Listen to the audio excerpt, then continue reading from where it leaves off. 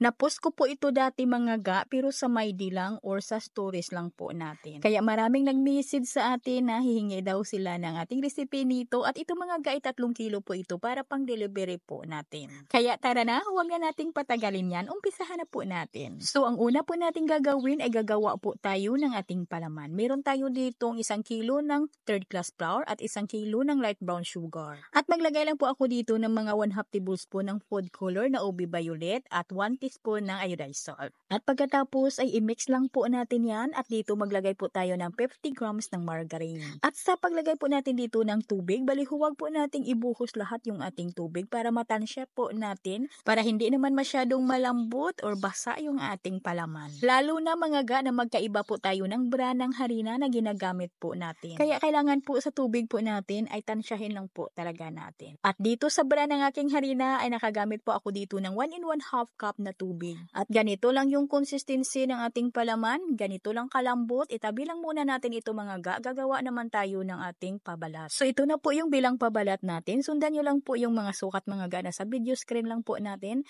Dito meron tayong asukal, iodized salt, vanilla, at naglagay po tayo dito ng food color na lemon yellow. At naglagay tayo dito ng 120 grams ng ating margarine. At pagkatapos ay durugin lang po natin yung ating margarine dito sa ating asukal. At maglagay po tayo dito ng 2 in 1/2 cup ng ating tubig. Kayo mga ga, yung 2 in 1/2 cup po ninyo na tubig, huwag lang po ninyo munang ibuhos lahat agad. Balitansyahin nyo muna kasi hindi po tayo magkapariho ng brand ng ating harina na ginagamit. Balitansyahin nyo talaga ang inyong tubig para hindi naman magiging basa o masyado talagang malambot ang inyong mixture. At pag nalagay po na ninyo ang inyong tubig, ay siguraduhin lang po natin na natunaw na po natin yung ating asukal at asin bago po natin basain yung ating harina. At pagkatapos ay masahin lang po natin yan. I-mix lang po talaga natin yung ating mixture. At para makuha po talaga natin yung tamang consistency ng ating mixture, ay ilipat na po natin ito sa ating misa at magdas na po tayo dito ng harina. Pangtanggal lagkit lang po ng ating mixture. At mga ga, idiin-diin lang po natin yan. Magdas lang po tayo ng harina para maging siksik yung ating mixture. So dito sa ating mga harina, sa harina po ng ating palaman at sa ating pinaka-crust, ay pwedeng gumamit ng all-purpose flour. Basta sabi ko po ay tansyahin nyo lang po ang inyong tubig. At nang sa ganun ay makuha po natin ng standard yung ating recipe. At ganun din yung ating palaman mga ga, ay itempered lang muna natin dito para maging siksik. At magdas lang din po tayo dito ng harina pang tanggal lagkit lang din po. Dito sa ating recipe mga ga, ay pwede naman kayo ditong gumawa ng kalahati lang po ng ating recipe. Ay hatiin nyo lang po yung ating mga ingredients. At nang nag-firm na po talaga yung ating palaman na naging siksik na po talaga siya, ay hatiin lang po natin ito sa 5 hati. At dahil 5 hati po yung ating palaman, yung ating pabalat ay hatiin din natin ito sa 5 hati din. At pagkatapos ay palaparin lang po natin yung ating pabalat at pagkatapos ay i-roll po natin yung ating palaman.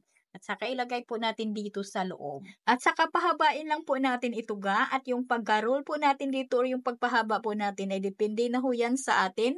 Depende na ho yan sa inyo kung malaki ba yung pagkabasto nyo dito or maliit. Kasi depende ho yan sa bintahan po ninyo. Kasi yung akin ay medyo maliit lang po ito kasi ay slicein lang po namin ito ng mga maliliit kasi pang delivery nga namin ito. Kaya yung baston ko po dito ay maliit lang.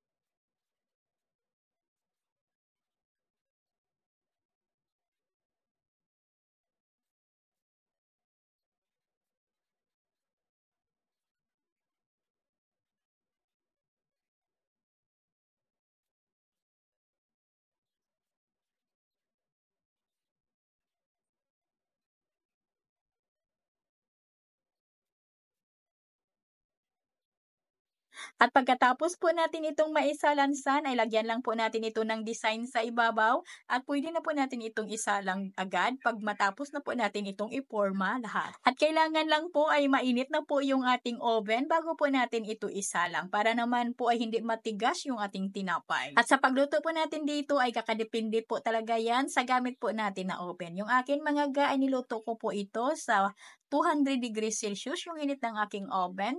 sa loob po ng 17 minutos. At kailangan na ito'y malamig na bago po natin ito hiwain para naman hindi ito masira. At mga maliliit lang po yung hiwa namin dito mga ga, at sa isang balot ay may 8 piraso yung laman at 10 piso naman yung aming benta. At hanggang dito lang mga ga, at bye-bye!